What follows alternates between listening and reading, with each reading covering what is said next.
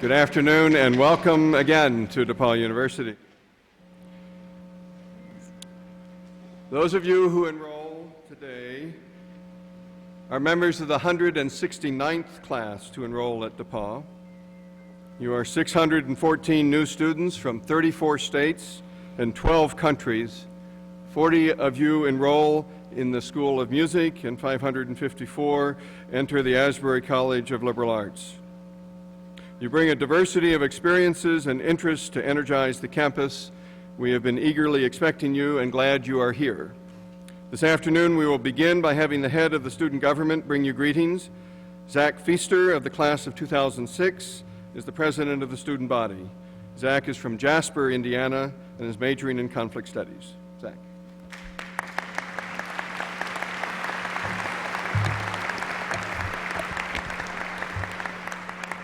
Good afternoon. As Dean Abrams said, my name is Zach Pfister, and I'm the student body president here at DePauw. I would again like to be one of the first to officially welcome you to campus.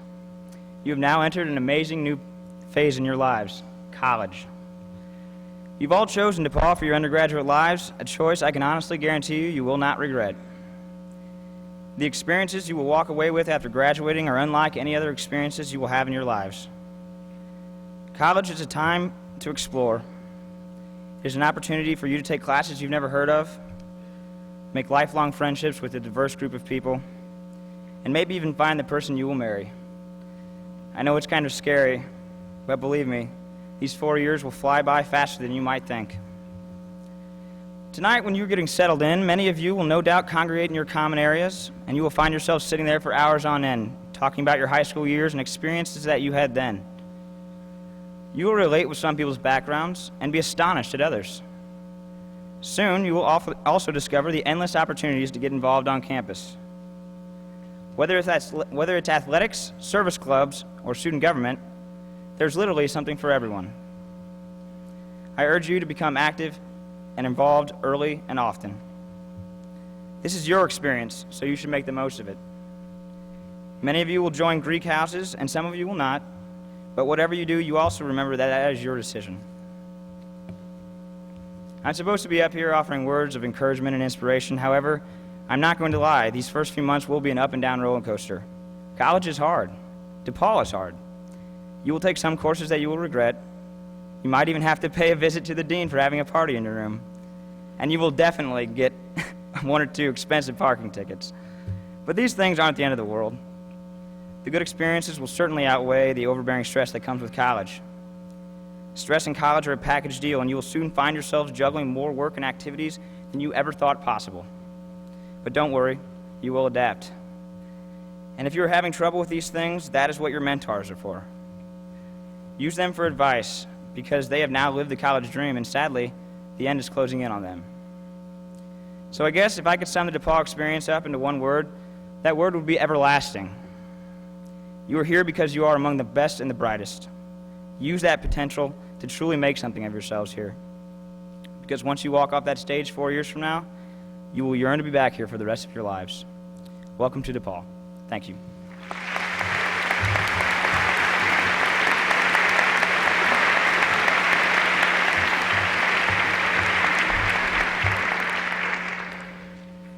Thank you, Zach. And let me add to his words of welcome a few thoughts about the possibilities that face you. Just to make it a little daunting for a moment, DePauw has hundreds of faculty members. It's one of the ways we make sure you have small classes. And they offer nearly 1,000 courses. So imagine over your 4 years you will have to choose among 1,000 different possibilities, and you get about 30. How is it that you will put together an educated life with only a small fraction of the possibilities? Well, I think one of the answers from the start is we will help to set you on the journey, but we will not take you to its end. We will be with you through the experiences that you have here, but that there will be much more education to follow. And there will be things that will add to your education outside of class. Zach mentioned a few. Let me mention a few others. There will be speakers and visitors from around the world. There will be arts festivals, There will be art exhibits, a performing arts series, athletic events, community service activities. There will be many things that you will do with each other, with the roughly 3,500 students that you will interact with at DePauw over your 4 years. Now let me turn to the weather, because that provides a useful metaphor, and you're all happy that you're out of the deep heat and humidity outside, and ask you to think about the following question. I hope you'll have these kinds of questions throughout your 4 years. So it's hot today, maybe close to the hottest day of the summer. Don't you remember sometime about the 20th of June celebrating or being reminded that the longest day of the year was happening in June? So didn't we get the most sunshine that we get in the year in June? Why is it hotter now? It is hotter now. So why is a good question. Well, maybe that'll encourage you to take a physics class or a chemistry class. What's the thermodynamics of the Earth that causes the hotter days to come after the day that might get the most sunlight? Clearly, the Earth is a complex system, and there's a little bit of lethargy in its temperature compared to the arrival of the thermal energy from the sun. Well, let that be a metaphor, because that's a fact, not a metaphor. Let that be a metaphor, however, for your education. That not all of the impact of what you will learn and experience will come right away. Some of it will come a little bit later. And I hope it comes in happier ways than perhaps it may feel when you're out there in the heat and humidity of today. And we'll hope we'll be done in time so that the 70% chance of thunderstorms doesn't come to pass before we leave this auditorium. Let me say a few other words of welcome with regard to what it is you are entering. What is a liberal education, anyway? What is a liberal arts institution? Well, I have found some inspiration on that subject from William Cronin, who wrote an article now 13 years ago, but it sticks well in describing what a liberal education is and what it is we hope you will become as liberally educated members of society. He says, in speaking of liberal education, we certainly do not mean an education that indoctrinates students with values of political liberalism, at least not in the obvious sense of the latter phrase. Rather, we use these words to describe an educational tradition that celebrates and nurtures human freedom. These days, liberal and liberty have become words so mired in controversy, embraced and reviled as they have been by the far ends of the political spectrum, that we scarcely know how to use them without turning them into slogans. That was 13 years ago, but seems rather current. He goes on, but they can hardly be separated from this educational tradition. Liberal derives from the Latin liberalis, meaning of or related to the liberal arts, which in turn derives from the Latin word liber, meaning free. But the word actually has much deeper roots, being akin to the Old English word leodon, meaning to grow, and leod, meaning people. It is also related to the Greek word eleutheros, meaning free, and goes all the way back to the Sanskrit word rodhati, meaning one climbs, one grows. Freedom and growth here surely are the values that lie at the very core of what we mean when we speak of liberal education. He offers 10 challenges for the liberally educated person, measures by which we will know them. They listen and they hear. They read and they understand. They can talk with anyone. They can write clearly and persuasively and movingly. They can solve a wide variety of puzzles and problems. They respect rigor not so much for its own sake, but as a way of seeking truth. They practice humility, tolerance, and self-criticism. They understand how to get things done in the world. They nurture and empower the people around them. And they follow E.M. Forster's injunction from Howard's End, quote, only connect. More than anything else, being an educated person means being able to see the connections that allow one to make sense of the world and act within it in creative ways. This is the challenge you face, to become an educated person, and I hope you reach for this and more in your 4 years at DePauw. Only connect, meet new people, try new things, study new fields, visit new places, challenge yourself beyond what you think is possible. This is the challenge of a liberal education, and it will go on for a lifetime. Welcome. We are certainly glad you are here. It is now my pleasure to introduce to you the 18th president of DePauw University, Dr. Robert G. Bottoms. Dr. Bottoms is starting his 20th year as president of DePauw in an era when the average tenure of a college president is but a third of that. A native of Birmingham, Alabama, Dr. Bottoms earned his bachelor's degrees at Birmingham Southern College and Emory University, and his doctorate at Vanderbilt University. His career in higher education was launched when he was appointed chaplain and assistant to the president at Birmingham Southern. He later moved to the Vanderbilt Divinity School as assistant dean and assistant professor of church and ministry. In 1978, DePauw selected Dr. Bottoms as its vice president for university relations. He subsequently advanced to executive vice president for external relations, then executive vice president of the university, before being named president in 1986. Dr. Bottoms' previous years at DePauw provided the new president unique, in-depth insights into the life of the university community. These guided him to establish immediately 3 key goals, which have been hallmarks for his administration: increasing and sustaining campus diversity, improving science education, and advancing moral reflection. In the intervening years, one of Dr. Bottoms' most significant achievements has been making DePauw's faculty, staff, and student body more diverse. He is fully committed to developing a community that embraces geographic, socioeconomic, and racial diversity as DePauw students prepare for lives that will be rich in international and multicultural experiences. Under his leadership, DePauw has also strengthened its science programs, including construction and renovation of our 3 science buildings, the launching of a vibrant Department of Computer Science and 2 interdisciplinary science majors in biochemistry and environmental geoscience, and cutting-edge science and technology programming highlighted by the campus-wide information technology initiatives, which include growing use of GIS systems and mapping techniques, underwritten in part by a grant from Lilly Endowment, a program overall known as 361 Degrees. Through his vision and leadership, DePauw recently tripled its campus acreage with the acquisition of nearly 481 acres of a nature park for scientific field research, recreation, and reflection.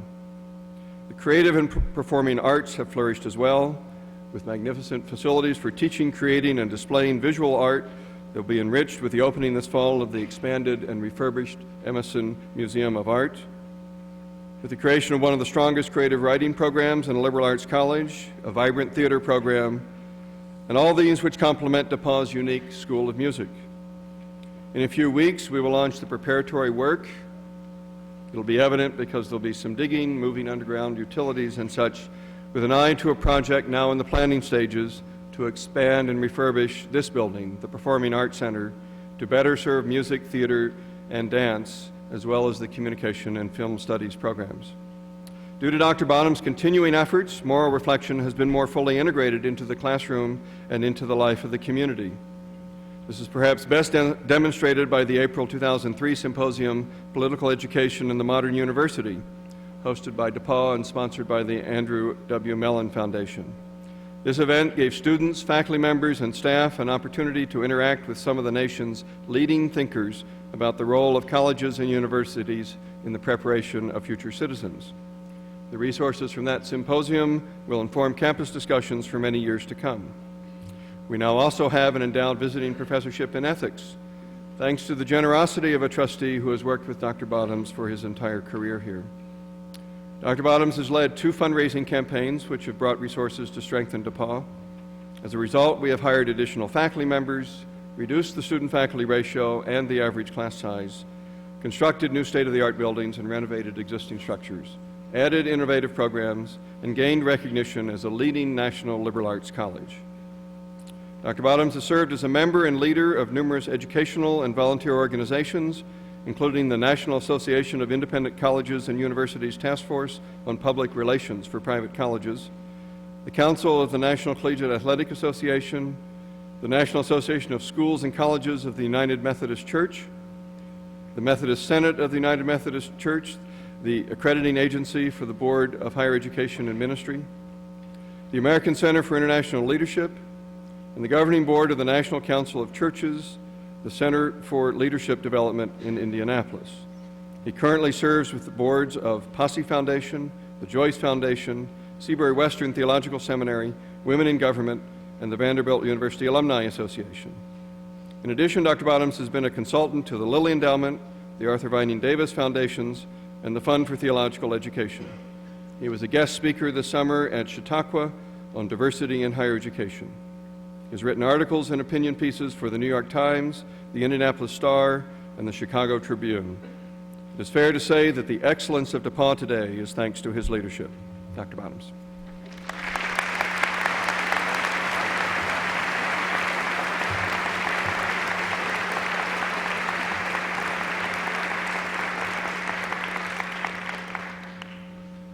Well, your first day on the college campus as a student. Your first day. But in a more general sense, for those of us on the stage, we have spent literally years getting ready for your arrival. Before you came, the alumni built this campus with their gifts, and the people on the stage, over 200 faculty in number, one of them for every 10 students. And I just played with some figures thinking about some way to measure the wisdom and the educational value of the people on the stage. Together, collectively, they've spent over 5,000 years of formal education.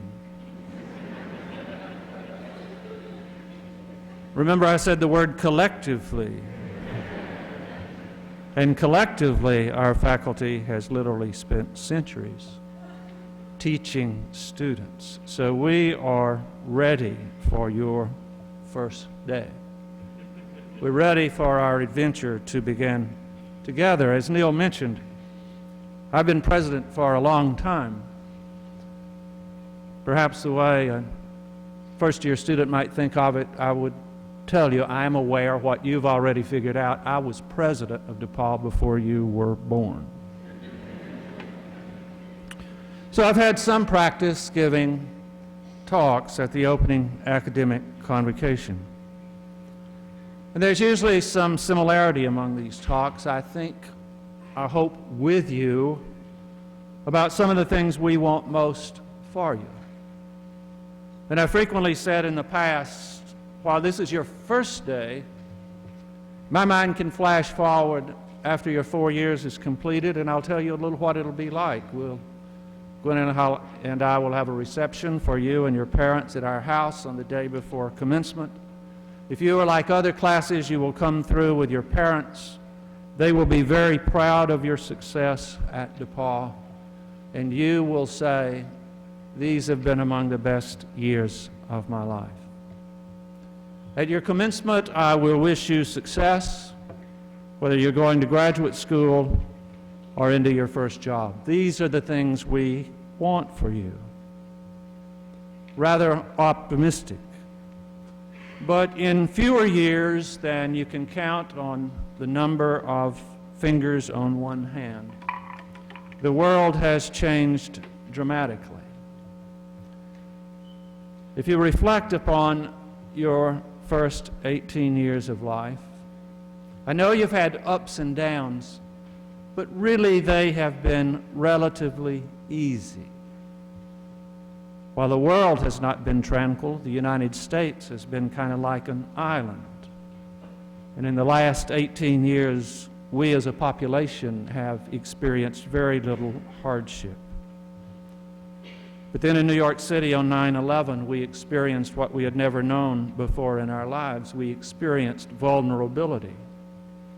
The same vulnerability experienced with terrorist attacks on other countries, like Spain and Egypt, and twice in London. And if you were like I am, when you read the predictions that there may yet be another attack in the United States, this time perhaps with gasoline trucks, we shudder.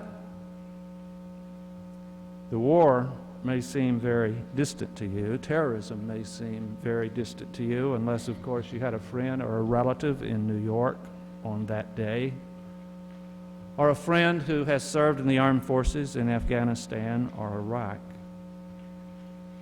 But a sober analysis of our time tells us that terrorism and war may define your generation. I don't think I've ever said that to an entering class before. And it will take a lot of cooperation from a lot of countries for the world to be anything but hostile to your hopes and your dreams.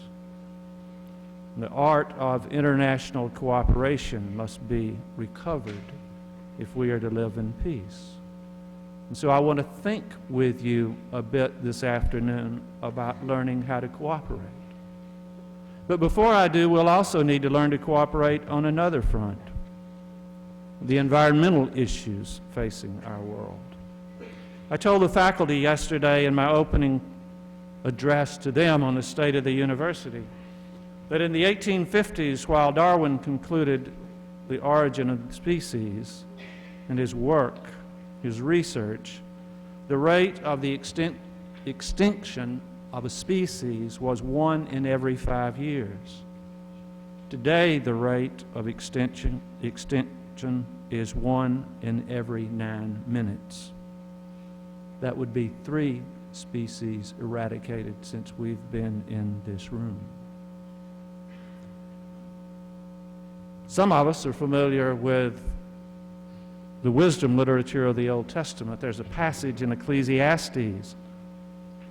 One generation passes away, another generation comes, but the earth abides forever. Now there are some environmental prophets who suggest to us that human extinction is possible. And if the environment is destroyed, what will kill it? We will. It will die of suicide.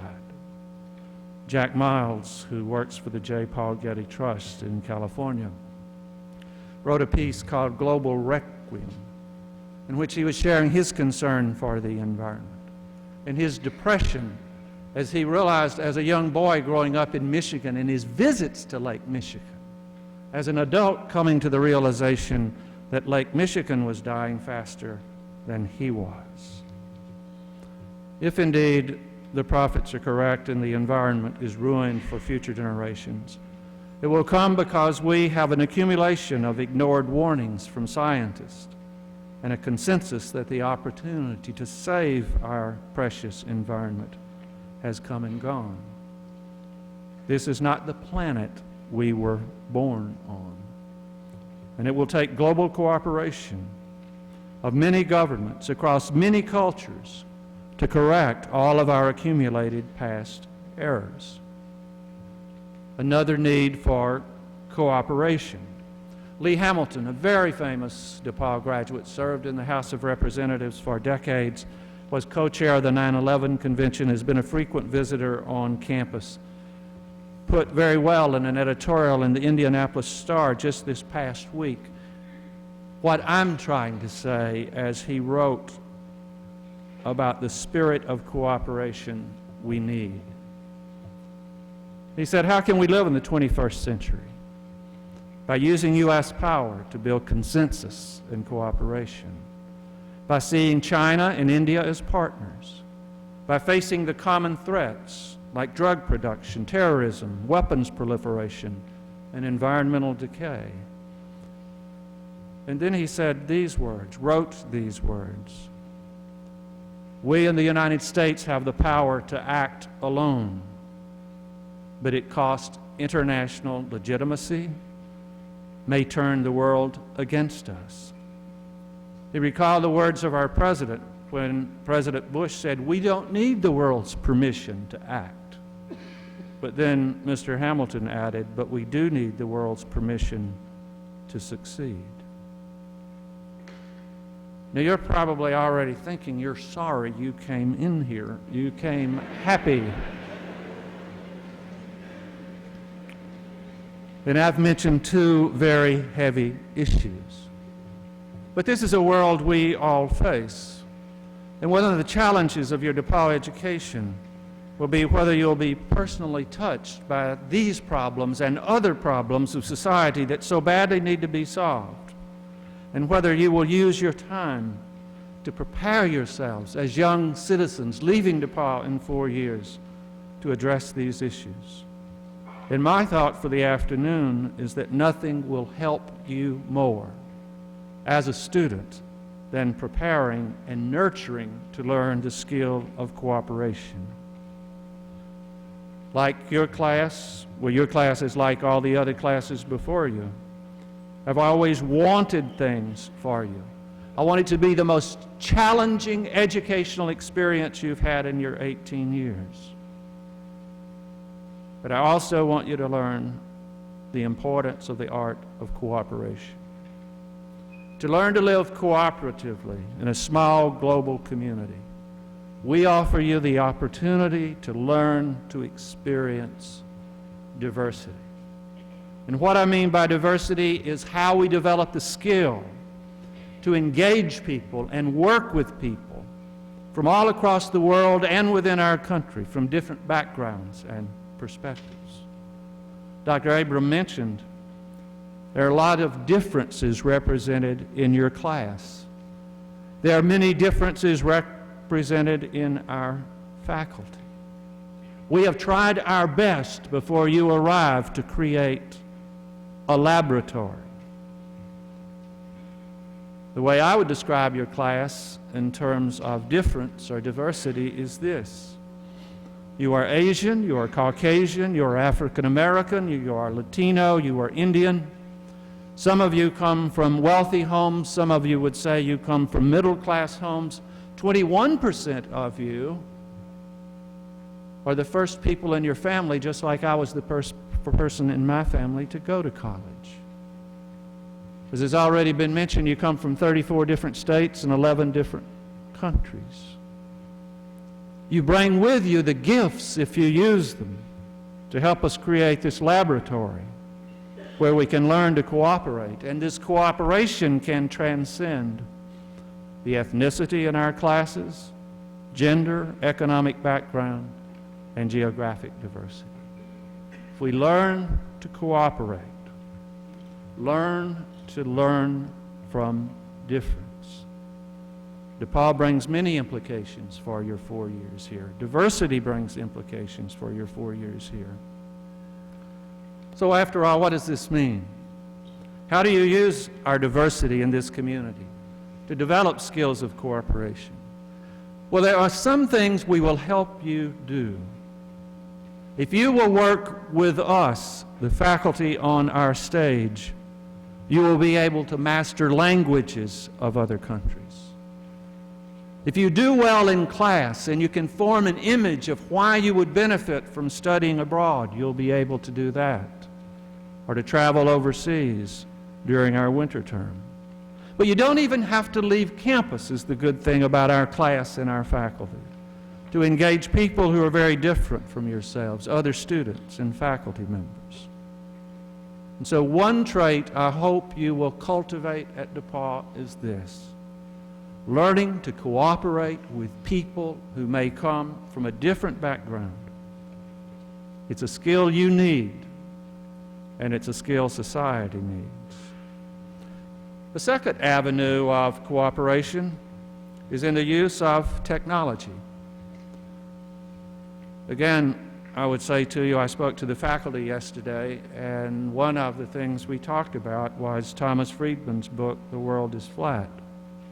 I heard the tape of Tom Friedman talking to the governor's conference this past July, and he made some of the following statements that do show how technology has changed the world in just the past few years. Mr. Friedman said 30 years ago, a B student in Boston had just about the same level of opportunity that a genius would have from Beijing. But then he goes on to say it's not true anymore. Technology has changed that. We all live in one community. Most of the people in this room realize you've read in the paper or seen on television evidence of American designers sitting down via technology with Indian software writers and Asian manufacturers all at once, and nobody has to travel anywhere. Technology has drawn us all together in one small community. Well, you come as the first class with our so-called laptop initiative. But Mr. Friedman would remind you, as he did the governors, that as you come to class with your laptops, making use of the internet, learning that Google can be a verb, may make you resourceful, may put information at your fingertips. But there are some things about a liberal education that even technology has not changed. Technology cannot download your passion for knowledge, grant you the imagination to address some of the crises that you will face, or the creativity to find fulfillment in life.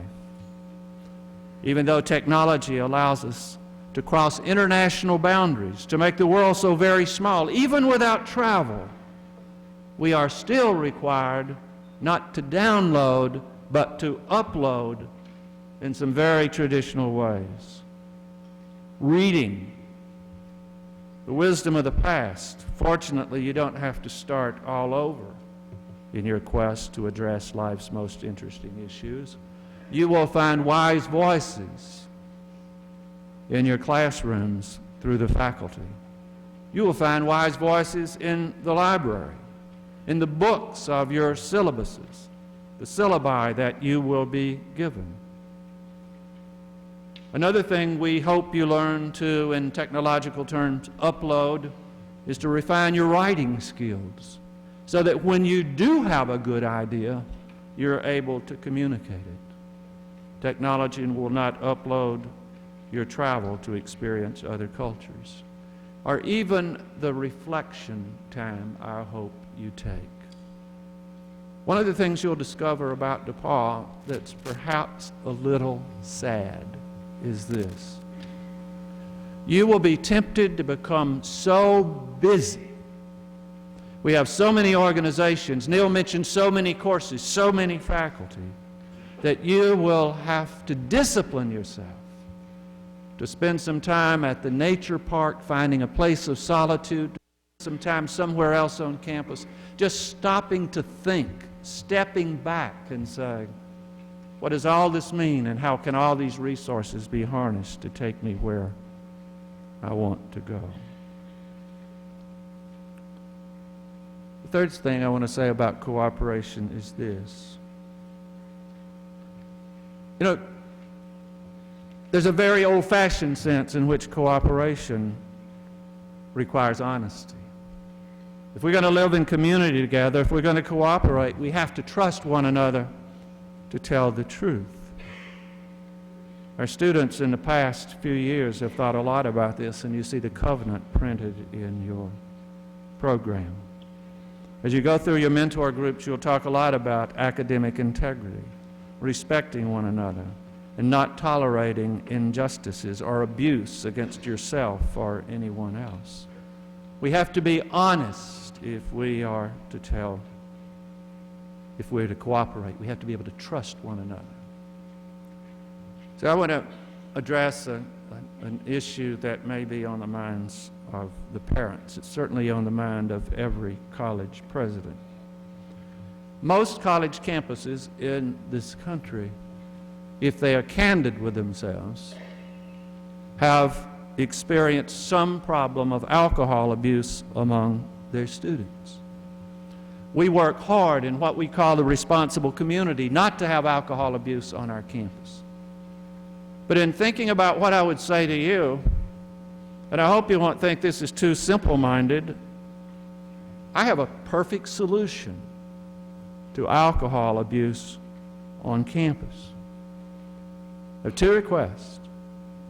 The first thing I would ask of every parent in the room, before you leave today,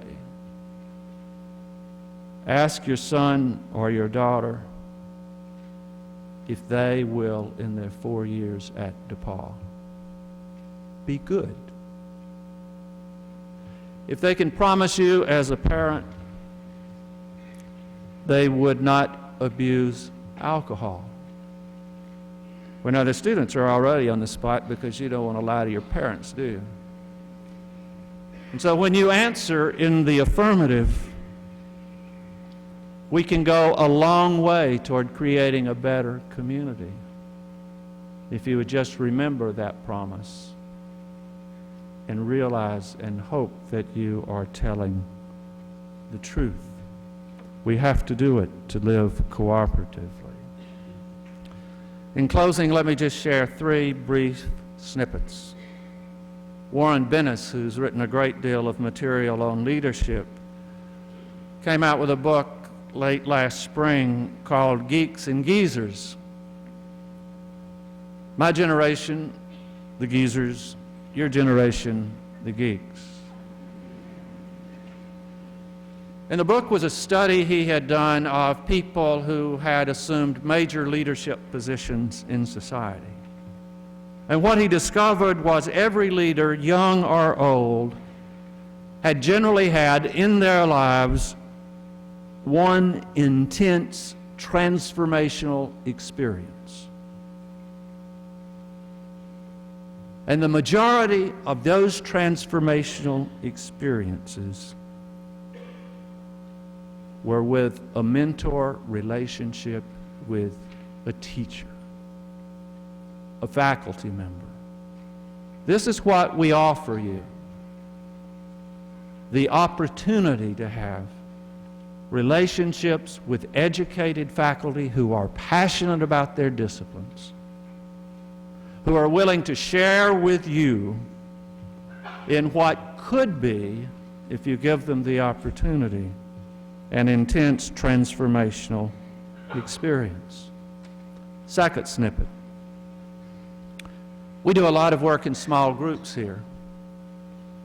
I mentioned honesty.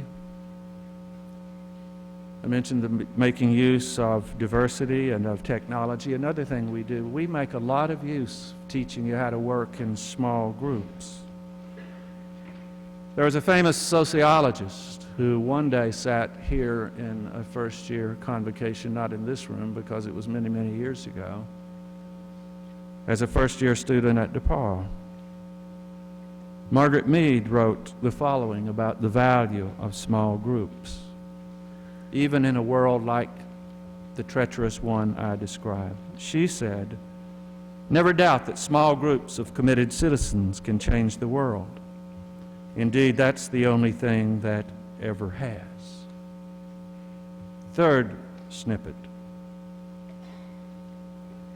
Eric Slosser was our commencement speaker last spring. In his address to the graduating class, he referenced Tom Brokaw's book, The Greatest Generation.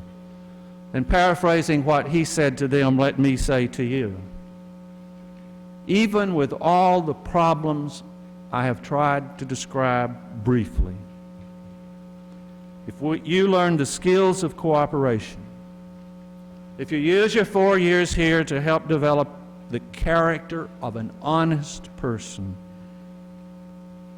your class could be part of the next great generation. Thank you.